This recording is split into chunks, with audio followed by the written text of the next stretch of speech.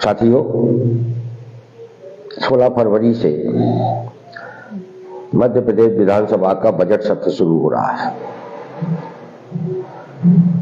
और बजट सत्र के पहले हर संगठन की ओर से, हर कर्मचारी श्रमिक वर्ग की ओर से अपने सवालों को लेकर कुछ न कुछ गतिविधियां की जाती हैं।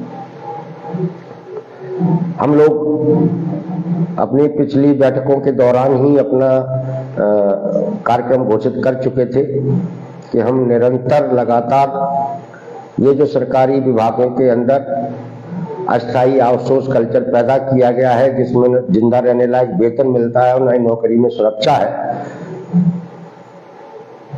इसको सवालों को उठाते रहेंगे। इसके लिए लोकतांत्रिक तरीके से अपनी बात सरकार तक पहुंचाते रहेंगे। इसके तहत हम लोगों ने 5 जनवरी को विकास भवन का पर धरना प्रदर्शन करवाया ग्राम पंचायत के चतुर्श्रेणी कर्मचारियों की ओर से। 2 दिन बाद 19 जनवरी को डीपीआई पर स्कूलों और छात्रावास के अंशकालीन अस्थायी कर्मचारियों की ओर से, ये सारे के सारे चतुर्श्रेणी कर्मचारी है, धरना प्रदर्शन होगा, जिसकी तैयारियां चल रही हैं। और इसी के साथ हम लोगों ने 1 फरवरी को मुख्यमंत्री निवास पर प्रदर्शन करने की आउटसोर्स कर्मचारियों की ओर से आह्वान किया हुआ है, जिसकी भी तैयारियां अपने स्तर पर संगठन से जुड़े हुए लोग कर रहे हैं।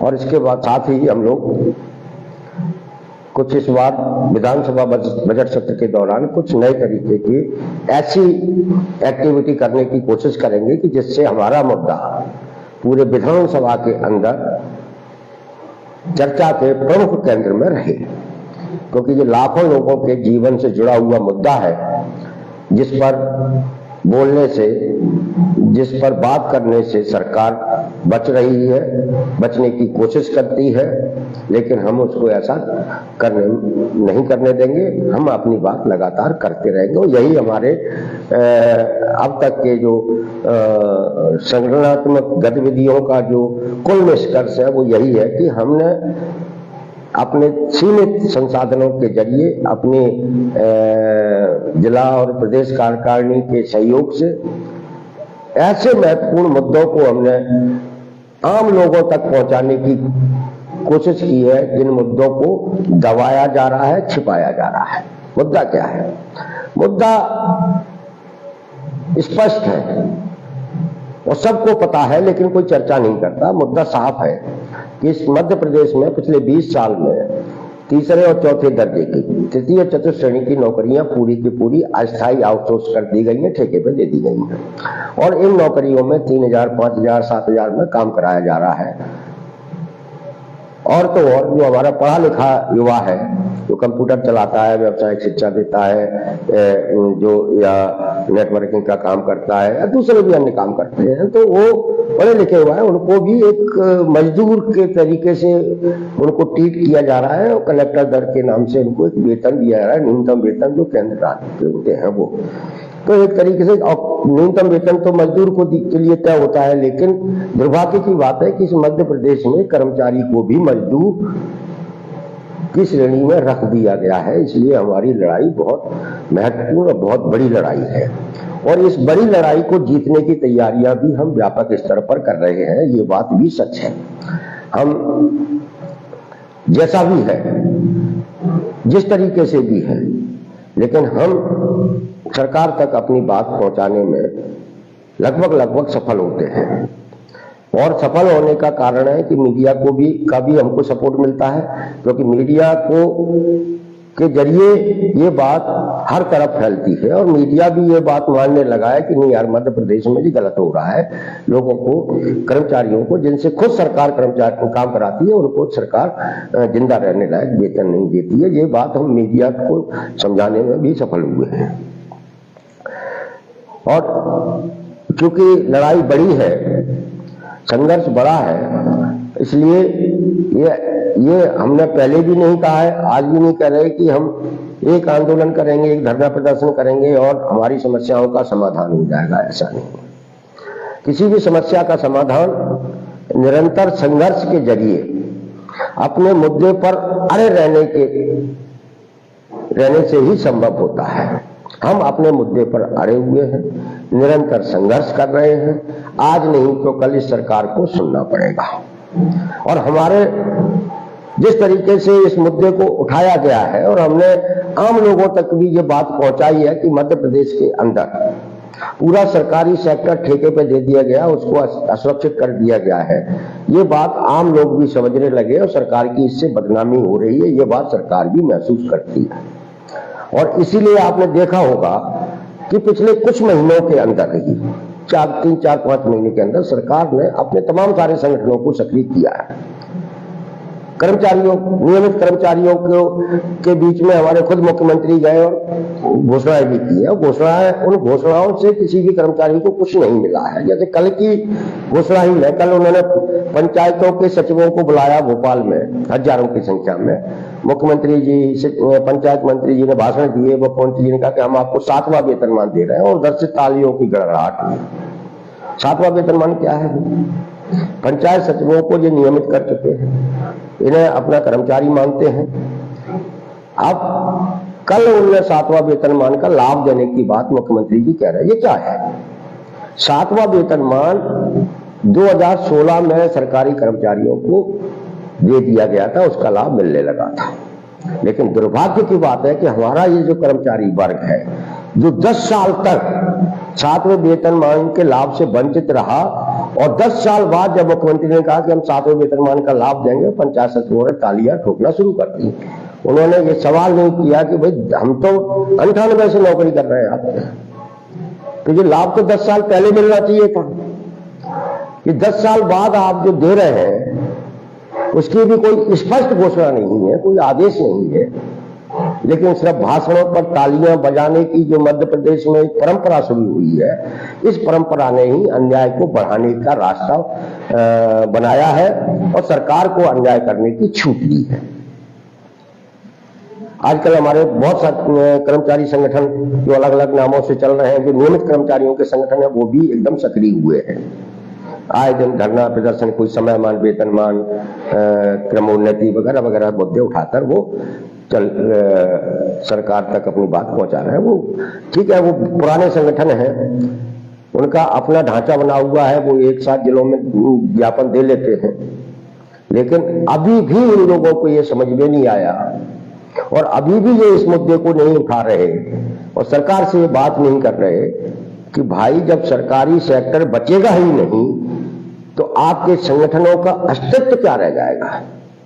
अब सरकारी सेक्टर तो लगभग खत्म कर दिया और जो पद स्वीकृत हुआ करते थे, जो पद हुआ करते थे सरकारी विभागों के अंदर जिन पर नौकरियां मिल सकती थी, उन पदों को भी सरकार ने समाप्त कर दिया धीरे धीरे।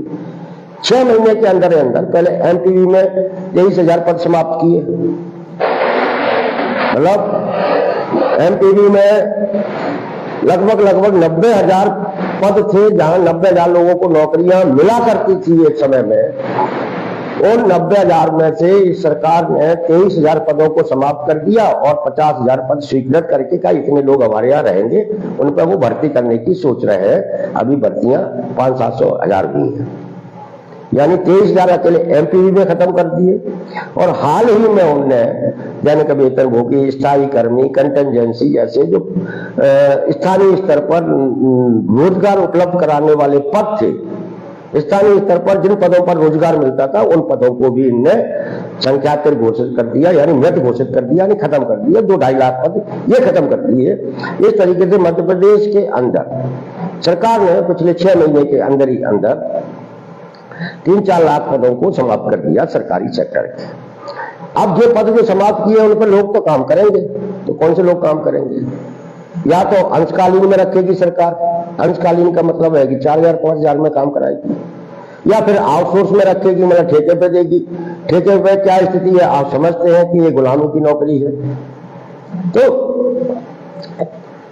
अब जो तमाम सारे संगठन सक्रिय हुए, लेकिन आज भी वो स्पष्टता के साथ इन मुद्दों पर सरकार से बात नहीं कर रहे, इन मुद्दों को स्पष्टता के साथ नहीं उठा रहे। सिर्फ अपनी नौकरी जब तक चल रही है उतने ही मुद्दे वो उठाते हैं कि हमारी चल गई, हमारी चलती रहे, कट जाए, उसके बाद खत्म। तो जितना भी सरकारी कर्मचारी तीसरे दर्जे की नौकरियों में अभी है, वो सारे पद मृत घोषित कर दिए सरकार ने, खत्म कर दिए, आगे इन पर भर्ती नहीं होगी। अरे भाई, तो इन पदों को बचाने की लड़ाई कौन को लड़नी थी? इन कर्मचारी संगठनों को। लेकिन अपने हालिया किसी प्रदर्शन में उन्होंने इसको लेकर न तो कोई व्यापक विचार विमर्श किया। अरे भाई, आप अकेले नहीं लड़ सकते, तो आपके इन मुद्दों के लिए जो जो संगठन मध्य प्रदेश में काम कर रहे हैं उनके साथ मिलकर आप इस लड़ाई को लड़ सकते हैं। उनसे बातचीत कीजिए, विचार विमर्श कीजिए, व्यापक मंच बनाइए। जब किसानों के 250 संगठन आपसी विचार विमर्श करके दिल्ली को घेर के रख सकते हैं, तो क्या हम मध्य प्रदेश के जितने कर्मचारी संगठन हैं, जिनकी संख्या 10, 20, 25 होगी प्रमुख संगठनों, जब मिलकर बैठ के रणनीति नहीं बना सकते, तो सरकार को इस सरकारी सेक्टर को बचाने के लिए मजबूर नहीं कर सकते, बशर्ते हमारी नियति साफ हो। लेकिन ऐसा मध्य प्रदेश में संभव नहीं है। इसलिए हम सब लोगों को अपने दम पर अपनी ताकत तैयार करनी पड़ेगी, क्योंकि हमारी अपनी संख्या ज्यादा है। हमने पहली बार विकास भवन पर घेराव किया, विकास भवन का उपायुक्त छोटे लाल जी निकल के आए, घंटे भर हम लोगों ने खड़ा किया ज्ञापन देने के लिए। एक IAS है, लेकिन उनके पास भी किसी सवाल के जवाब नहीं थे, क्योंकि शासन एक निर्णय ले चुका है। अब मैं शासन को ही अपना निर्णय बदलना है कि भाई उसके यहाँ जो लोग काम कर रहे हैं उन लोगों की नौकरियों में सुरक्षा और जिंदा रहने लायक वेतन देना, ये सरकार की जिम्मेदारी है। तो ये शासन को निर्णय लेना है। अब शासन पर दबाव बनाने के लिए हम निरंतर लगातार ये प्रयास कर रहे हैं कि आपकी बात ऊपर तक पहुंचती रहे, और इसके लिए जरूरी है आपका एक मजबूत संगठन और जुझारू संघर्ष। हम लोग पिछले 1-1.5-2 साल से आप लोगों को जगाने की कोशिश कर रहे थे, आपको एक आंदोलन से जोड़ने की कोशिश कर रहे थे, और इसमें हम कुछ हद तक सफल हुए हैं। हम देखते हैं कि बड़ी संख्या में लोग इस नौकरियों में लागू अस्थायी आउटसोर्स कल्चर से दुखी है, परेशान है, और वो संघर्ष करना चाहते हैं। ये व्यापक रुझान हमारे पास है, और इस पर व्यापक सहमति आम लोगों में है, जो लोग काम कर रहे हैं। हम लोग इसीलिए हर वो प्रयास कर रहे हैं कि जिसके जरिए आपको एक साथ जोड़ा जाए और आपकी एकजुट ताकत का एहसास इस सरकार को कराया जाए कि भाई ये लोग हैं, इसी मध्य प्रदेश के लोग हैं, और इनके साथ न्याय करनी आपकी जिम्मेदारी है। और इसी के लिए हम लोगों ने, हमारी जो IT की टीम है, उसने हाल ही में कल एक पोर्टल बनाया है, और पोर्टल बनाने का हमारा जो उद्देश्य है, उससे हम 2 काम करना चाहते हैं। एक तो हमारे साथ लोग तो बहुत जुड़े हुए हैं, कई यूट्यूबों से भी लोग जुड़े हुए हैं, उनके लाखों में फॉलोअर हैं, लेकिन वो जो लाखों में फॉलोअर हैं, लाखों में लोग जुड़े हुए हैं, सुन रहे हैं, बात कर रहे हैं, लेकिन उनकी एकजुट ताकत कहीं दिखे, ऐसा हम लोगों ने प्रयास किया। और इसलिए हमारी जो IT की टीम है, उसने एक पोर्टल बनाया है, जिस पोर्टल में हम आप सब लोगों को सदस्यता करने के लिए आमंत्रित कर रहे हैं कि आप उसमें रजिस्टर्ड होइए, जिससे हमको ये लगे कि हमारे साथ इस आंदोलन से कितने हजार लोग जुड़े हुए हैं। हम लोग कहते हैं कि हमारी संख्या 5 लाख है, 10 लाख है, 8 लाख है, 7 लाख है, लेकिन एग्जैक्ट आंकड़ा क्या है वो हमारे पास अभी नहीं है ना। तो इसलिए हमारे पास एक एग्जैक्ट आंकड़ा आएगा, और उस आंकड़े के आधार पर हमको भी, हमारे इस आंदोलन को भी, और आपके बीच में जो हमारे लोग काम कर रहे हैं उनको एक ताकत मिलेगी। इस पोर्टल में हमने कुछ और भी जानकारियां मांगी है, मतलब आप लोग कौन सा काम करते हैं, आप किस जिले से है, किस तहसील से है, ये तमाम सारी, किस विभाग में है, आउटसोर्स है, अस्थायी है, स्कूलों में काम करते हैं, पंचायतों में, ये सारी जानकारी है, मंडियों में काम करते हैं, किस तरीके के, ये सारी जानकारी। इसके साथ में एक और हम लोगों ने जानकारी मांगी है कि ये हमारा जो कर्मचारी है, जो आपका नाम है, वो उसके परिवार में कितने वोटर हैं, और वो कितने वोटरों को प्रभावित कर सकता है, उसकी संख्या भी हम लोगों ने इस पोर्टल में आपसे मांगी है। इसे आप गंभीरता से लें। क्यों गंभीरता से लें? क्योंकि लोकतांत्रिक व्यवस्था में हम लोग जी रहे हैं। हमारे पास एक डाटा आता है कि मान लीजिए हमारी सदस्य संख्या 1 लाख हो गई, और हमारे वोटर एक 50 लाख तक पहुंच गए कि ये जो 1 लाख लोग हैं वो 50 लाख वोटरों को प्रभावित कर सकते हैं। ये जब डाटा हमारा होगा हमारे पास, तो कोई भी सरकार आपको नजरअंदाज नहीं कर पाएगी, कोई भी सरकार आपकी अनदेखी नहीं कर पाएगी। क्योंकि 2 साल बाद चुनाव है मध्य प्रदेश में विधानसभा के, इससे पहले हमको ये तैयारी करनी है। हम आपसे ये आग्रह कर रहे हैं कि जो सोशल मीडिया के ग्रुपों में, व्हाट्सएप में, फेसबुक में या अन्य ग्रुपों में जो पोर्टल की लिंक आप लोगों तक पहुंची है, उसे आप सब लोग व्यक्तिगत स्तर पर प्रमोशन करें और ज्यादा से ज्यादा लोगों को उसमें रजिस्टर्ड होने के लिए प्रेरित करें।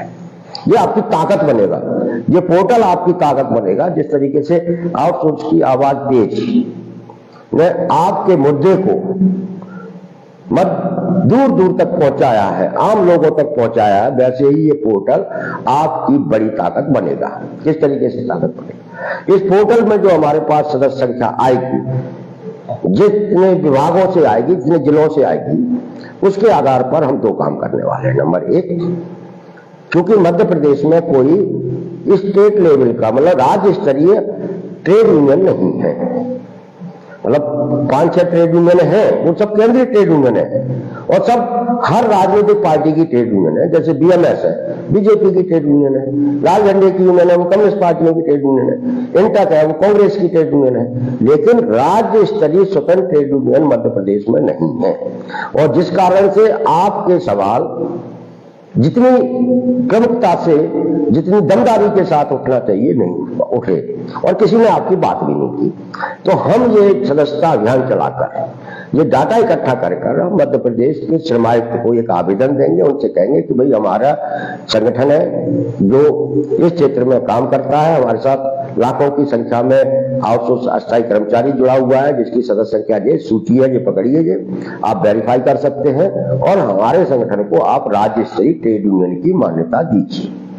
ये काम अपने इस पोर्टल के जरिए जो डाटा इकट्ठा कर रहे हैं, उसका उद्देश्य यही है कि एक तो हम मध्य प्रदेश श्रम आयुक्त को राज्य स्तरीय ट्रेड यूनियन की मान्यता के लिए आवेदन करेंगे। दूसरा, मध्य प्रदेश सरकार से भी हम आवेदन करेंगे, उनसे कहेंगे कि आपके यहाँ हमारे संगठन के साथ बड़ी संख्या में कर्मचारी है, उनने सदस्यता ली है, इतनी संख्या में ये कर्मचारी हैं, हमको भी, चूंकि मध्य प्रदेश में पिछले 15-20 साल से कर्मचारी संगठनों को मान्यता नहीं दी है सरकार ने, हम कहेंगे हमारे साथ में इतनी सदस्यता है और हमारे संगठन को आप राज्य स्तरीय मान्यता दीजिए, एक जिससे कि हमारे संगठन के जो पदाधिकारी हैं जिलों में, तहसीलों में, ब्लॉकों में, उनको भी अधिकारियों के साथ बातचीत करने का अधिकार मिल सके, वो उनके साथ बैठकर अपने सवालों को उठा सके जो स्थानीय स्तर पर आते हैं।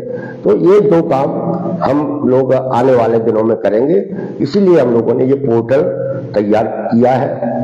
इस पोर्टल पर रजिस्टर्ड होना हर उस अस्थायी आउटसोर्स कर्मचारी की जिम्मेदारी है, और इसे प्रमोट करना भी आप लोगों की ही जिम्मेदारी है, क्योंकि ये आपकी असली ताकत मिलेगा। ये एक तरीके की हमारी पूंजी होगी। हमारे लोग भी ठीक है, अभी हम हैं, हम लोगों को ऑर्गेनाइज कर रहे हैं, इकट्ठे कर रहे हैं, अपनी बात पहुंचा रहे हैं, लेकिन आगे भी जो हमारे इस संगठन के साथ जुड़े हुए हमारे नेता हैं, पदाधिकारी हैं, उनके पास अगर एक संगठन रहेगा, मजबूत संगठन रहेगा, तो उनके अंदर भी ताकत होगी, वो भी दमदारी से आप लोगों के लिए लड़ सकेंगे। तो ये मध्य प्रदेश श्रम आयुक्त से राज्य स्तरीय ट्रेड यूनियन के मान्यता के लिए आवेदन देना, मध्य प्रदेश सरकार से मान्यता का आवेदन देना, इससे हमारे जो नेतृत्वकारी साथी है उनको भी काम करने में और सहूलियत होगी, वो अपने लोगों के लिए और ऊर्जा के साथ काम कर सकेंगे। इसलिए ये पोर्टल बहुत जरूरी है। तो आप सब लोग इसको प्रमोट करें।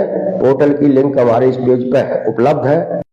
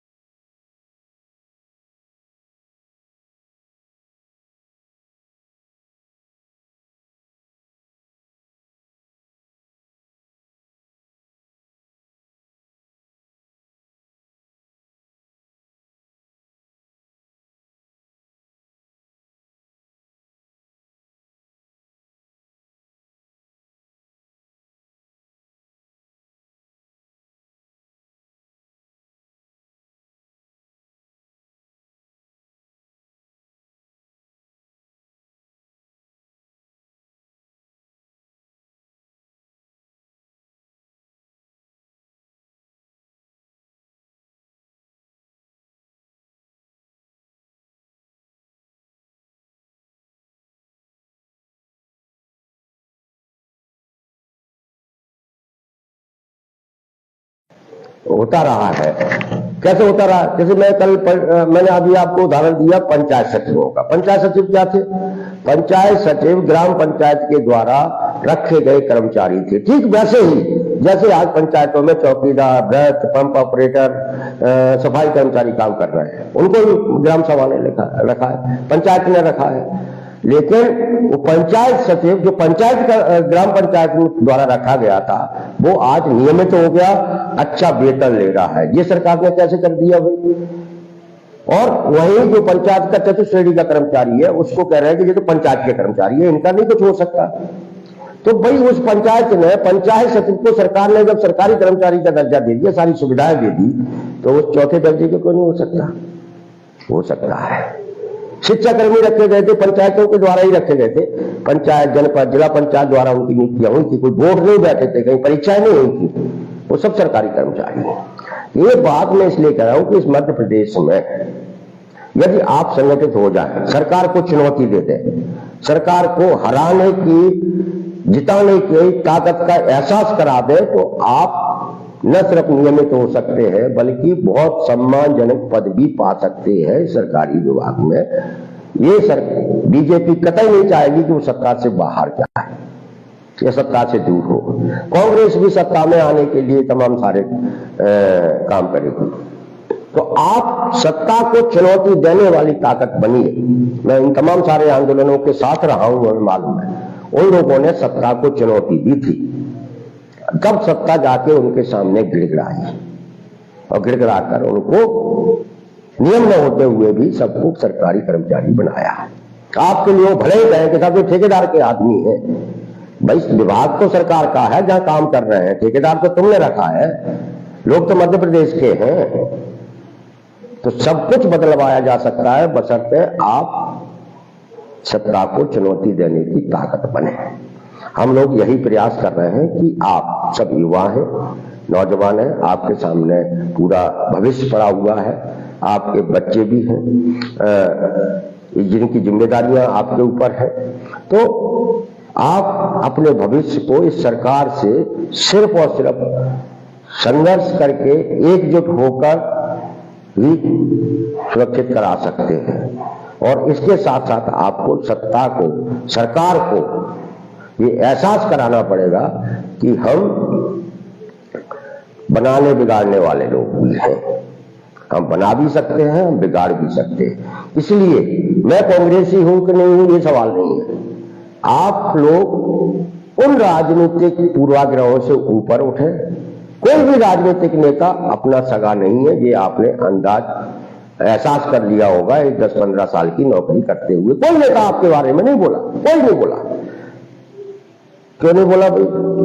वो बोलेंगे भी नहीं, क्योंकि आज पूरी राजनीति शहरी धनाढ्यों, गांव के जमींदारों के हाथ में इर्द गिर्द हो गई है, उनके कब्जे में है। अब ये धनाढ्य जमींदार सामंत लोग गरीब मध्यम वर्ग की बात नहीं करेंगे, ये बात आपको ही करनी है। और ये बात करने के लिए अभी हम लोग मांग रहे हैं, ठीक वैसे ही मांग रहे हैं जैसे पांडवों ने दुर्योधन से 5 गांव मांगे थे। उसी तरीके से हम सरकार से मांग रहे हैं कि भाई हमारी नौकरी सुरक्षित कर दो, हमें जिंदा रहने लायक वेतन दो। हम लोग पांडवों की तरह इस सरकार से मांग रहे हैं। सरकार कौरव है कि सुनी नहीं रही, वो कौरवों की तरह हैकड़ी में है। उसे लग रहा है कि वो तो विजय है, बिल्कुल उसका कोई कुछ नहीं बिगाड़ सकता। लेकिन जब पांडवों को 5 गांव नहीं मिले थे, जब हमारे लोगों को न्यूनतम वेतन और नौकरी में सुरक्षा नहीं मिलेगी, सम्मानजनक वेतन नहीं मिलेगा, तो फिर महाभारत भी होगा। और महाभारत करने की ताकत इस अस्थायी आउटसोर्स कर्मचारियों में है। इसलिए हम लोगों ने ये पोर्टल तैयार किया है। पोर्टल पे हमारी पूरी ताकत दिखेगी।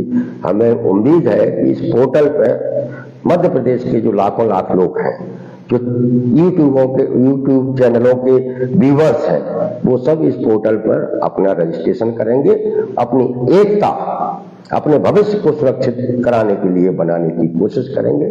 सभी साथियों को नमस्कार। इस चर्चा को अधिक से अधिक लोगों तक पहुंचाएं, जितने भी मध्य प्रदेश के अस्थायी आउटसोर्स कर्मचारी उन तक पहुंचाएं।